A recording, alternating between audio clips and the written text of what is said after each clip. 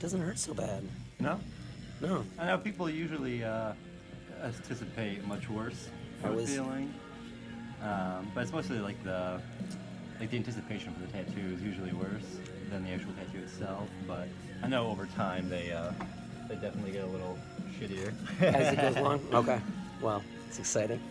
Yeah, I mean it's more so just like the longer your skin gets worked on, the more it's almost like, all right, well, why are you doing this to me? Yeah. Okay, that makes sense. So that one guy was doing it for 2 days straight. Yeah, he blew my fucking mind. I'm not gonna lie to you, dude. Like even on the white highlights after day 2 of like the the second day of 8 hours, he still did not give two shits about the pain or anything. I'm like, dude, you're a robot or something. I don't understand what's going on. Does something hurt worse than the others? As far as like placement goes, yeah, there's definitely spots that hurt more. But then again, there's a lot of factors that go into like the pain of a tattoo outside of just that person's natural pain tolerance. Like Okay. the style you get your tattoo in, the artist, the position that you or the placement that you get the tattoo, or like the position that you're sitting in. There's all kinds of stuff that can affect it really. Like like for instance with the artist aspect of it, everyone has a slightly different way of going about things than each other as far as like color packing and shading and how to get certain textures and whatnot. But it more so boils down to like how heavy your hand is, because like you'll hear about people who are like really heavy-handed or someone who's really light-handed. And that really more so refers to like the pressure that we push on your skin with.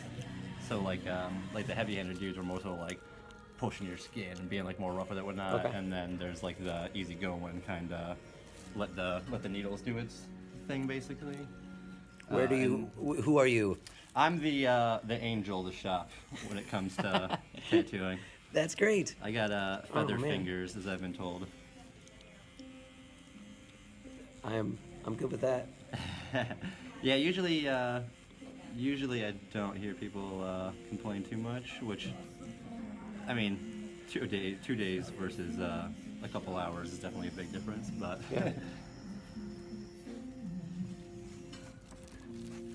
It's cool.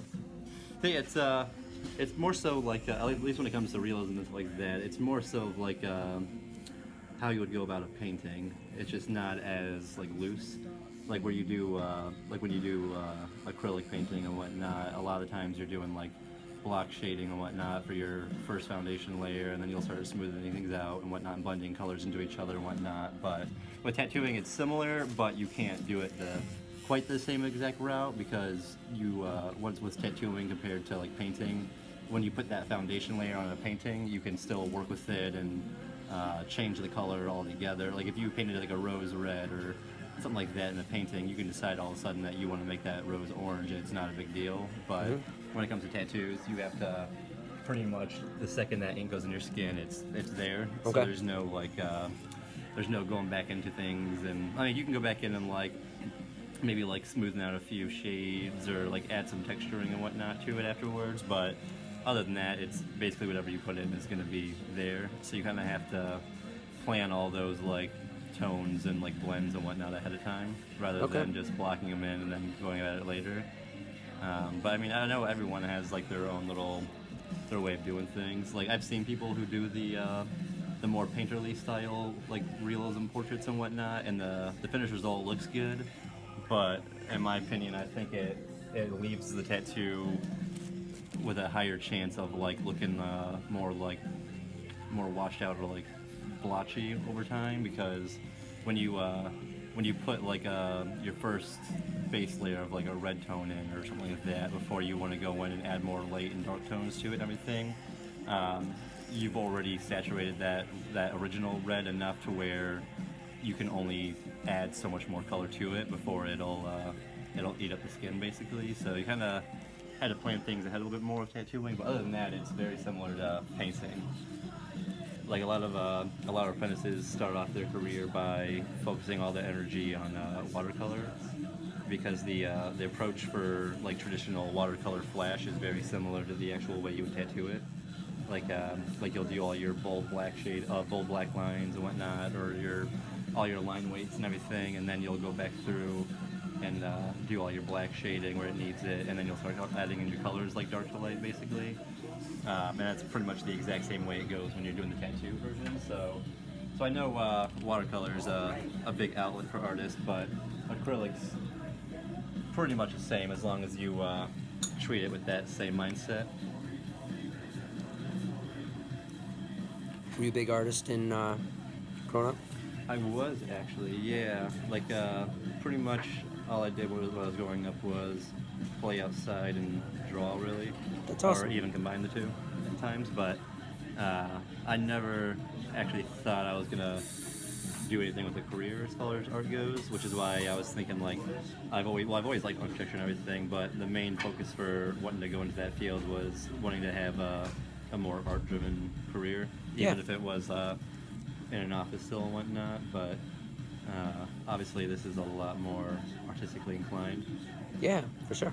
Because whereas I mean, like you still have like your own style and whatnot when it comes to designing buildings and all that. Like you have like the Franklin L. Wright, or whatever his middle name was, but like he's had his own style of homes that made its own like trend basically and whatnot. Where it's the same thing, but when you're doing your starting off levels, architecture and all that kind of stuff, you're more so doing like just random blueprints for like shit or drawings or designs for stuff that's very simplistic and not very groundbreaking or like that.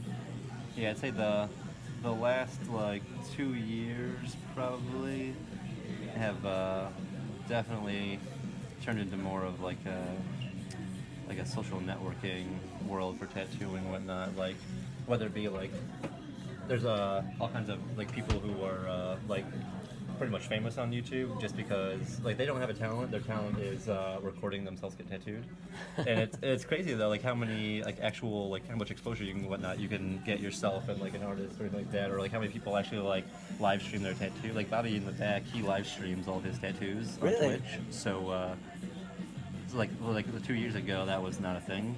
You didn't see people live streaming their tattoos, or it wasn't as common to see like a full-blown time lapse of a tattoo, like in depth and detailed and whatnot. But nowadays it seems like technology is playing a lot bigger role in tattooing. Well, mostly for the actual working with tattooing.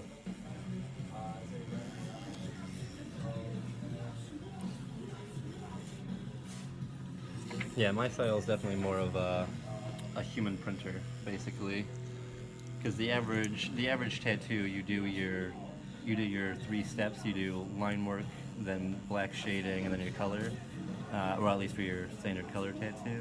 And then all your black and gray tattoos, you're basically doing the same thing, but you're skipping the color step and just spending more time with your black and gray shading.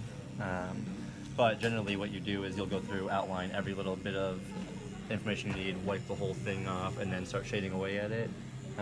But when I first started doing realism and I would do that approach, like being too scared to lose my stencils and not know what to do at that point, I would outline everything, then go through, and I realized that the more outlines you put in a tattoo, the less realistic it actually ends up looking. Because the line work literally flattens the image at that point. Like because in no part of like true nature do you see a harsh. Is that the macro one? Macro lens. Oh, never mind. I was thinking the fisheye. I was like, why does that not look like a? Like, oh, that makes sense because you were talking about the macro, not the fisheye. Every little. Oh man, it is hurting a little bit more. Right? Yeah. It gets After thinking about progressively. 17 hours. I mean, I could have probably gotten like better, but I'm just saying, like. I was thinking more so because of the half light, half dark. Because of the. What were you saying? No, that one looks. I was gonna say for the